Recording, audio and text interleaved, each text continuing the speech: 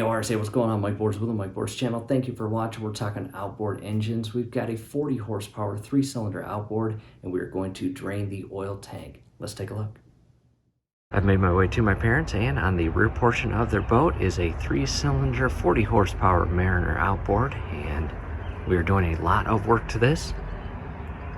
And down below in the comments and description, we will have video links replacing fuel filters, fuel water separator filters, fuel lines, spark plugs, and more.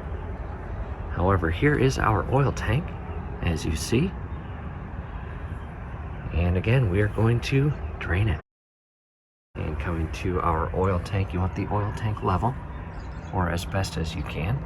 And you can see with the little indicator right here, we're about half full. And we are going to, again, open up the cap and show you the little siphon kit we are going to use.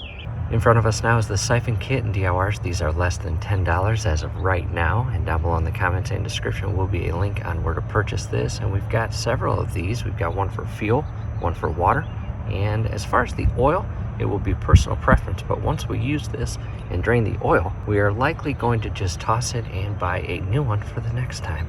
Camera in position, coming up top and loosening up the oil cap.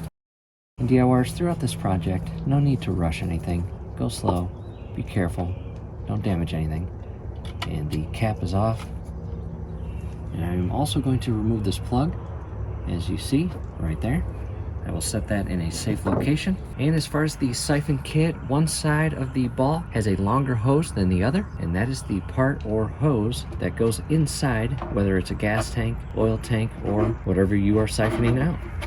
We are going to take it all the way down, basically to the bottom, and from here I am going to begin pumping and position this side down and in the oil pan.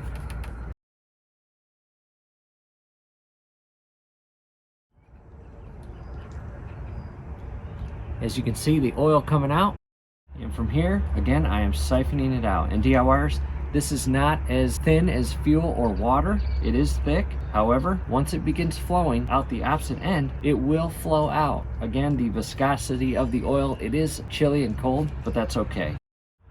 Coming up top and in, as you see, way down in there.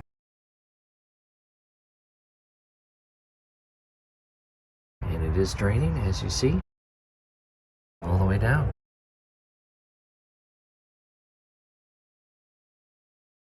Camera now positioned, and as you can see, the rate of the oil coming out of the siphon and into the drain pan, it's not fast, and honestly, we like that. If it was coming out fast, it is more likely to cause a mess or get sloppy. And again, the viscosity of this oil is thicker than water or fuel. And this is not bad. You again have the option to come up to the ball and pump it. As you see, when I pump the ball, the oil flows out much faster. However, again, we are in no rush.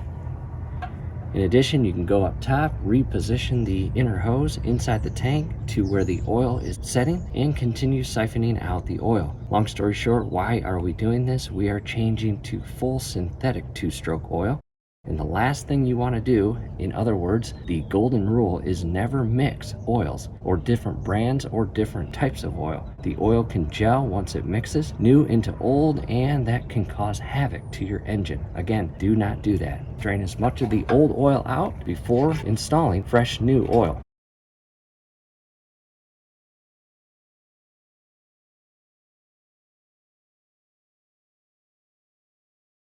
We are getting down to the very bottom, as you see. Again, the flow rate out is not fast, but we like it.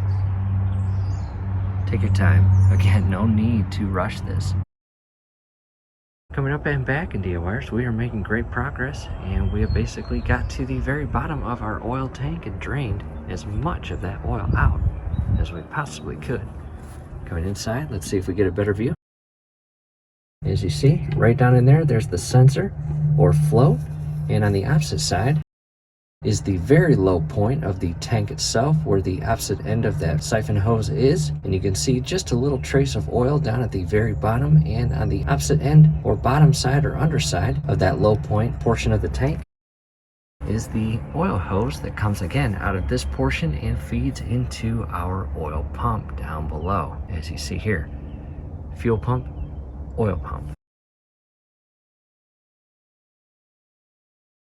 There's the sensor right there.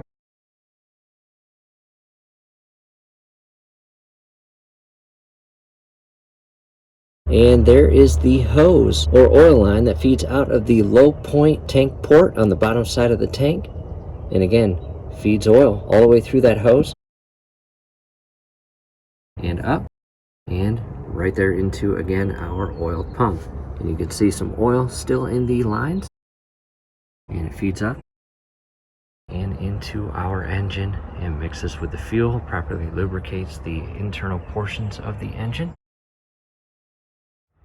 From here, we are just going to use some degreaser, clean that tank up, and we are going to insert and fill up back to proper fill parameters the oil tank with fresh, new, synthetic 2-stroke oil. And I highly recommend Mercury brand OEM. I'm going to carefully remove the hose, and there is going to be oil on it. That is normal. And I will set that in a safe location.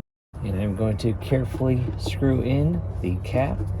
And as I wipe this tank clean, I don't want any debris getting inside the oil tank. And from here, again, just some degreaser, and I'm going to clean the tank. Down below in the comments and description will be a link on some degreaser as well as shop towels, as well as rubber gloves. You don't want that degreaser on your skin, or at least we don't.